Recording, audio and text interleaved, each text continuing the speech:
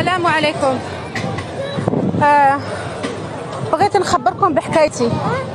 أنا متزوجة مع واحد سوري كردي من القامشلي اسمه يوسف تامو ابن فوزي تامو، عشيرة الشيخان. من فضلكم بارطاجوا لي هذا الفيديو.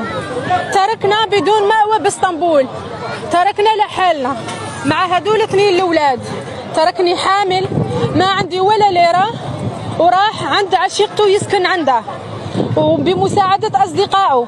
أنا أصدقائه هلا رايحة عندهم مشان نخبرهم شو صاير معنا بالبيت. من فضلكم بارطاجوا لي هذا الفيديو، وصلوه لأعلى صوت. أنا قضيتي راح تصير قضية رأي عام، لأن أولادي بدون أوراق، وهو يعرف أنه أنا أولادي بدون أوراق. عندي عقد تركي بس ما عنده، هو في سوريا ما عنده القيد تبعه، مثل ما نقولوا احنا بطاقة التعريف الوطنية ما عنده.